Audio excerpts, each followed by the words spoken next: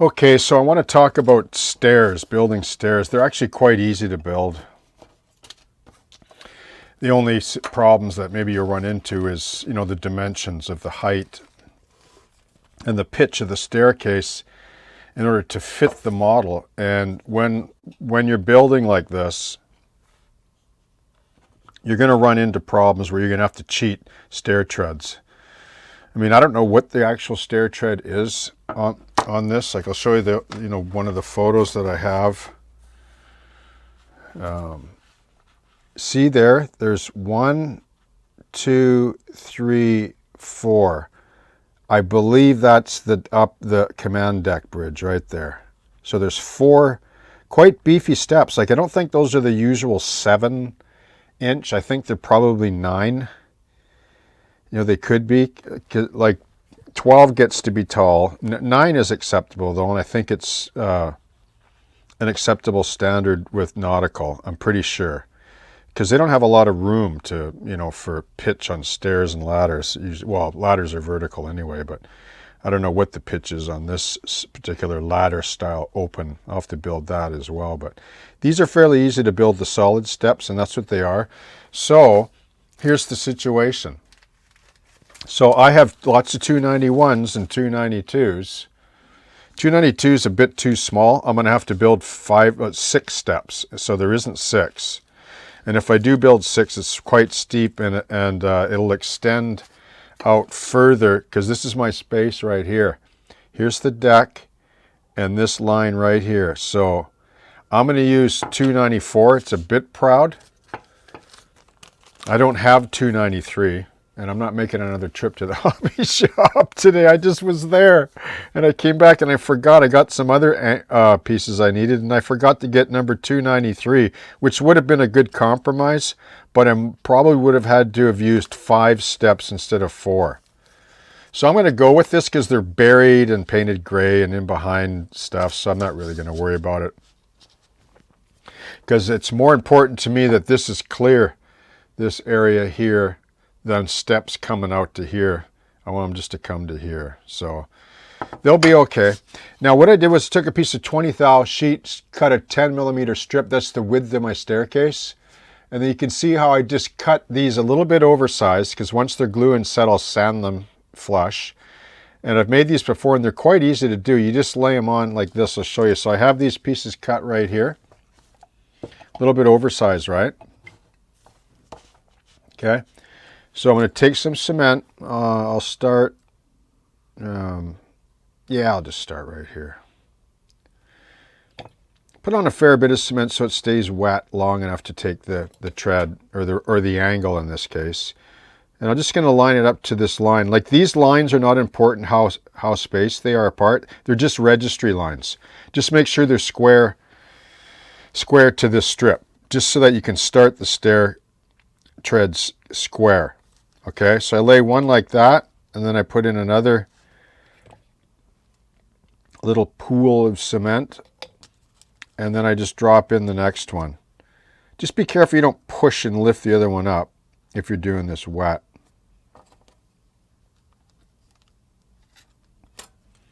Okay, and you can build staircases like this as tall or long as you want. It just depends on the strip and all your little treads that you cut, right?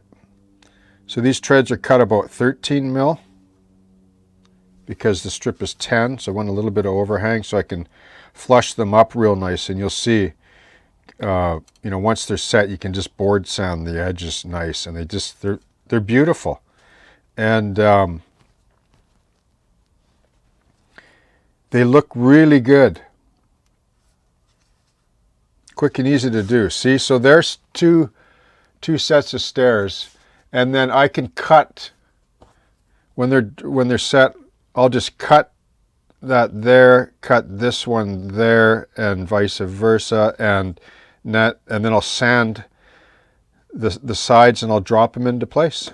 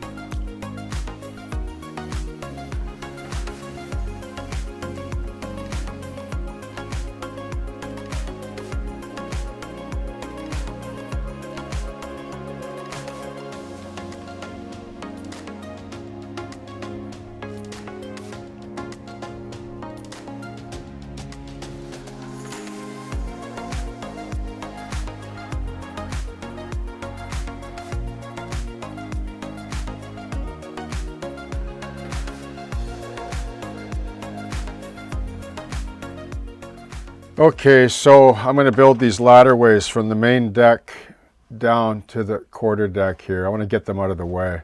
Stairs are easy to build, which I've pointed out already. These are not. There's no easy way to do these.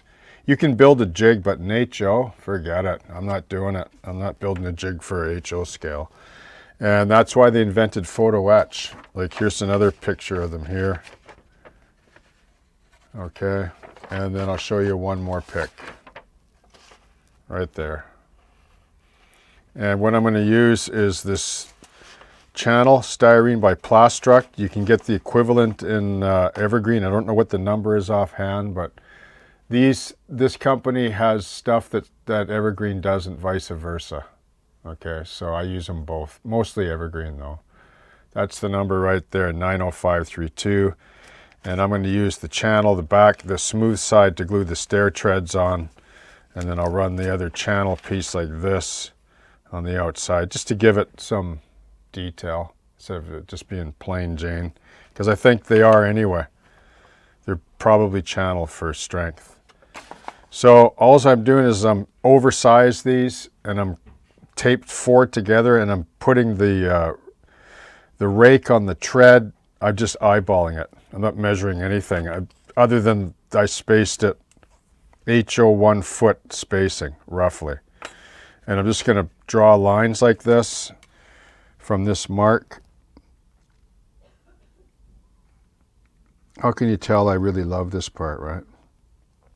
It's like in the real world. It always feels good once you build a staircase, but they're a lot of work. And for those of you that want to 3D print, you go right ahead. Or you can get from Plastruct, they have ladders, etc., etc. I don't know if they have this style, but have at her. Pitter patter.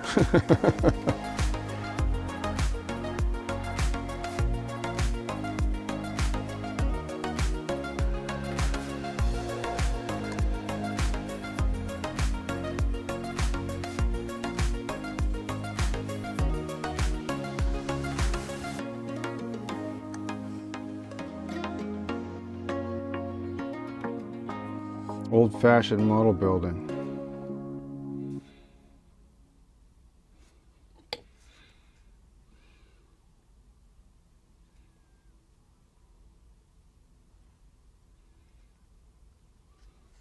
The trick here is to just stab it into a little puddle of cement and don't play with it. You can break them loose or straighten them later if you need to. And you attach the other side. Excuse me. See?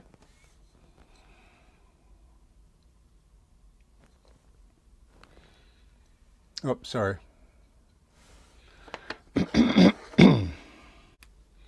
Okay, so you can see I've got the treads laid up on one rail, eyeballed in on the line. It looks pretty good to me. I mean, I wouldn't, if it was a big ship or something, I'd just photo etch all the ladders and stuff, but these are one-offs, and I don't really care. They're going to look pretty good. It's going to be tucked in nice and safe too. So what I'm going to do is now that I have this other rail, I'm just going to mark. You can see where I marked to this line, to this top of this tread, to the bottom of this, just so that when I glue this on, I'm going to attach this end first with glue and this end and leave all these loose for now, just to get that rail so that the bottom and the upper are square. Okay. And all the treads pretty much line up.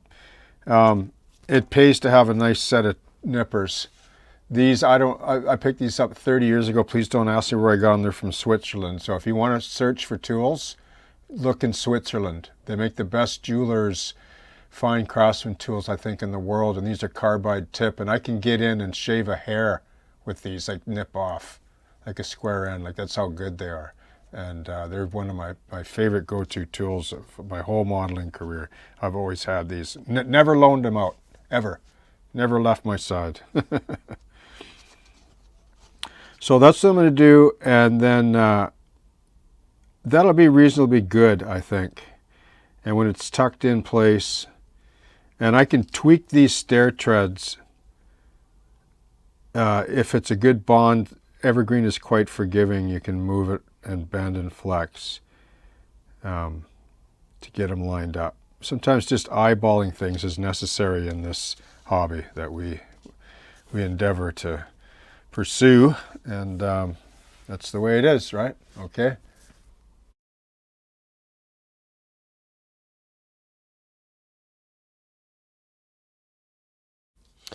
Okay, so I want to have a look at these stepladder assemblies here, and you could tell by my tone of voice earlier on that I wasn't looking forward to building these.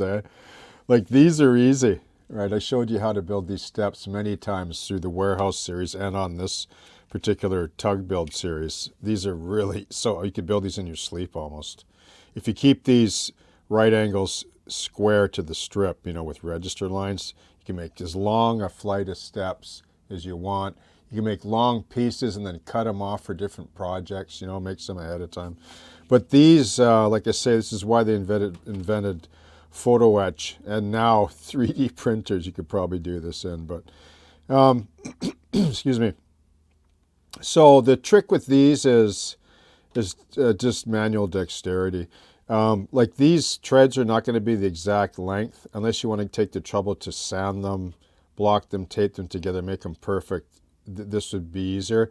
You can see I had to sort of shim this one and that one. It just wouldn't, there was a bit of a gap there. Not much. I used 5 thou there and 10. But they came out pretty good. Like, they come out longer. So I just, you can flip them over and take the best side. And then by the time you use them, like, you got to cut them down a fair bit so you can take the best section. And I find that this will work out just fine. I wouldn't want to be making these for a big, large ship, though, manually. Well, I would then build a jig then. I wouldn't go about it the same way. I just wanted to get past these. But so these are going to go in here like this. And I discovered it while studying one of my photographs. There's a little sort of locker back here. So I don't want to leave that out. There's ropes and, other tools and stuff. So I'm just going to trim this back a bit right here. I think it goes back to about there. And then this will go in like that. Except this part here, I had to fare this out. Like, this is...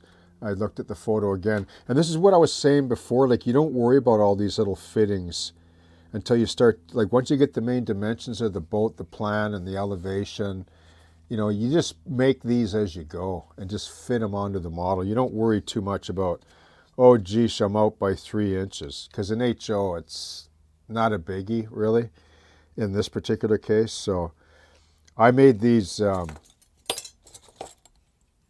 step ladders at probably a little bit wider than what they needed to be. Well, they're 3 feet.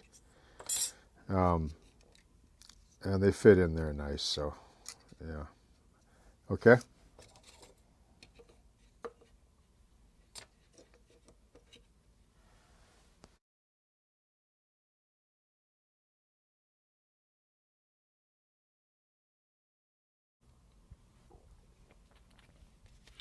Okay, so I just want to take a few minutes here just to assess the model so far, like the part with the ladders, etc. So in previous content before, where I modeled the extractor and the towers on the barge slip, like a ways back under videos, where I built a lot of ladders. I scratch built the ladders. And I just want to just mention about steps, step ladders and ladders in terms of scratch building. Like, the path of least resistance is not always the way to go. And I don't mean that stock ladders that you can buy, like from some of the model manufacturers, like photo-etch and the other model, a lot of model railroad manufacturer parts, cottage industries, etc., make excellent details, and I recommend those when you're scratch building as well. Like, why not? Like, why wouldn't you use them? I mean, if they're nice, then put them on the model. They all get painted anyway. I'm a little bit of a purist, even though I use photo-etch and other model parts. I try to, well, it depends on the mood. Like if I'm in the mood to do it, then I'll do it. If I'm not, I won't. Like steps like this are easy to do as I've shown, right? You just lay on right angle on a flat strip, trim them, sand the edges, and cut them to length, and they're done. I mean, they only have one sort of pitch to them, usually. But they work on a model like this. Step ladders, I don't like doing them that much because they're quite difficult, unless you want to take the time to build a jig up, which you can, and which I would if I was building a large model, let's say. But, little things like that I don't have time for. I just want to keep building the model. Now, the ladders, I'll probably scratch build those too because they look great. They're a bit fiddly to make as well, but they sure look good. Those I'll use on the rear platform. But you can see how they look, like the step ladders, they look pretty good. And I guess I got a little lucky because when I laid these up, I ended up with 8 steps. 1, 2, 3, 4, 5, 6, 7, 8, just like it is on the prototype, which I was pleased about. And the same with the steps here. 1, 2, 3, 4 up to the top command deck. So I'm happy with the way that turned out. Whether these are exactly scale in step, in 1/87 scale, I don't really care. Because, nobody's counting except if I tell you, right? So this is the kind of thing, like even model builders, beta builders, engineers, model engineers, like the ones that are working for a company, like they're not going to bog down on things like this. Like they're going to get the model done. Like they got to get the model done, right? So they're on a schedule. I'm not in a rush to do this, but I also don't want to get bogged down with the rivet counting kind of over-analysis thing. And I'm not saying that because I'm against rivet counters or that philosophy. I think it's great. It's good for modeling, and it's just part of it, right? And it's to be respected. But you can get into a type of analysis paralysis when you get into that, though. Like, rivet counting, like every little detail, every little measurement, like most notably in this scale, but it can happen in any scale, right? And there's a point where if it matters to you, then do it. But to everyone else that looks at the model in a, objective sense, let's say, or whatever, like they haven't built it, like they're not going to notice that. Right? They're going to notice those kinds of things, right? Like you can't tell me right now by looking at this, the height of this doorway. Like you can't tell me if it's 6.5 or 7.5 feet just by looking at it, right? So, and if I don't tell you, like you're never going to know. So those are the kinds of things sometimes that you just have to overlook. But so far, like the galley, this, like I'm going to cover this in the future episode coming up, but what I did was I honed out, since I'm on this, I honed out this area right here because I want to fit in Arduino or a stationary decoder or something.